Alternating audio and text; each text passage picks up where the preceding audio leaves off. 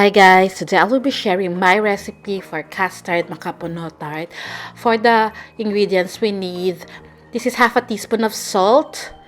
This is 1 teaspoon of apple cider vinegar, but you can use white vinegar, 1 egg, 2.5 cups of plain flour, 1 stick of butter or 113 grams, and half a cup of cold water. Make sure that your butter is cold. That's really important.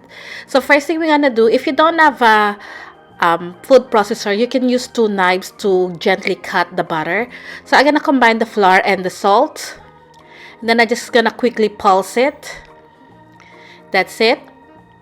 And then we're gonna add the cold butter.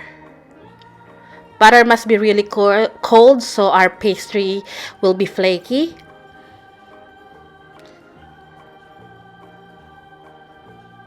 This pastry is very versatile. You can also use it to make empanada. So now I'm gonna add the apple cider vinegar. Each time I add an ingredient, I pulse it. So now I'm gonna add the egg. And finally, we're gonna add the water. With the water, you have to check the consistency of the dough. So just slowly add the water because more water or sometimes you will need less. So my dough is now ready. It's clumping together. And now I'm just gonna lightly knead this and then put it in a cling wrap and then let it sit in the fridge or rest in the fridge while I prepare the custard filling.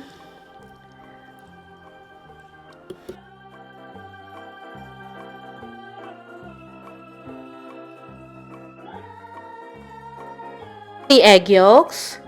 This is 100 ml of cream, 1 tablespoon of corn flour or cornstarch, 260 ml of full cream milk, 1 teaspoon of vanilla. We're gonna need 75 grams of sugar.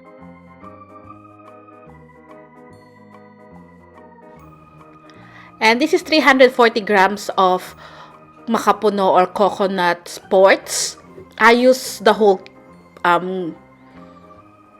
bottle. So the first thing we're gonna need to do is just to combine all the ingredients except for the vanilla and the macapuno. So this is the egg yolks, sugar, corn flour or cornstarch, the milk, and the cream.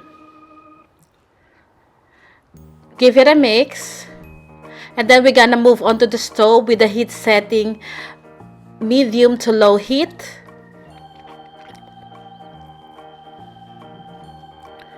As soon as the mixture hits the stove, you have to continuously stir this so that the egg yolks will not curdle. So we're gonna keep on stirring this until the custard thickens, which I'll show you in this video clip.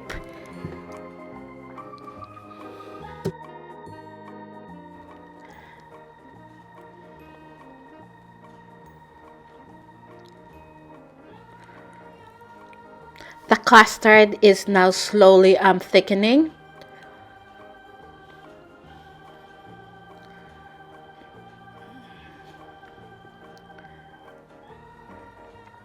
At this point, I'm gonna turn off the heat. And then I will add the 1 teaspoon of vanilla. And now we're just gonna transfer this into a bowl. And now we're just gonna put this in the fridge. So now I shape my dough into a log, just for easier cutting. You can roll the dough and then cut it, but I prefer this method. So I'm just gonna cut my dough and then I'm gonna measure each dough about 24 grams. By the way, your oven should be preheated at 160 degrees Celsius. That is if you're gonna blind bake the pastry. But I will explain later what I'm talking about.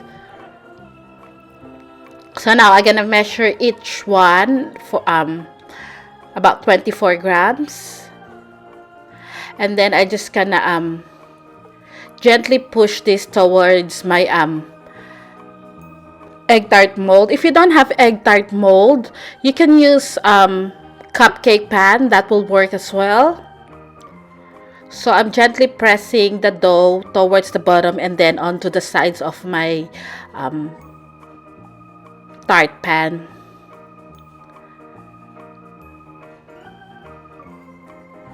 You can do decoration on the side as well. I use fork on the side, on the edge, I mean.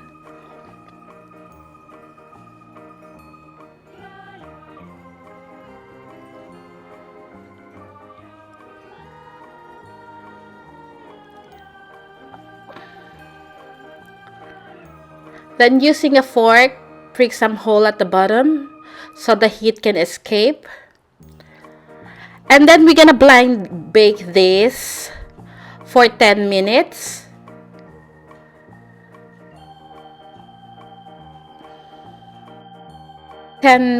Of blind baking. This is how it looks like. And then preheat your oven at 200 degrees at this point. Now I just gonna strain the liquid from the macapuno.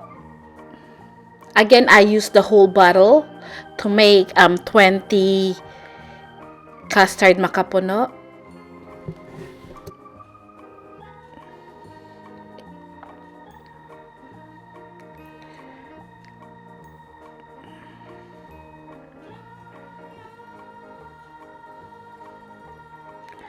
So now I just gonna put the macapuno into the tart shell.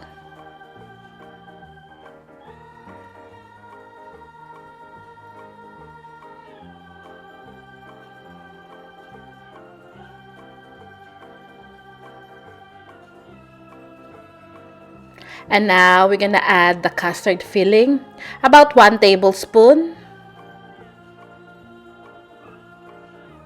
Lightly tap it. And then I have a fork here, and then I will lightly mix this so the custard will go underneath as well. And then we're gonna bake this in a preheated oven at 200 degrees Celsius for about 20 to 25 minutes, or until when you see some of the custard have brown bits on top.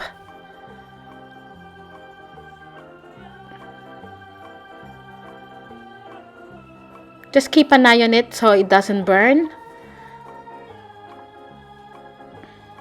And this is what it looks like after baking. Now, let it cool down completely. This next batch that I made, I didn't blind bake the pastry, but it turns out very well. So it really, you don't need to blind bake the pastry. It will still works the same. So you can just start preheating your oven at 200 degrees Celsius. And this is our finished product. This, I promise you, and I guarantee that you're gonna love this. It's so good. So I hope you give them a try. And just to show you what it looks like inside when you cut it.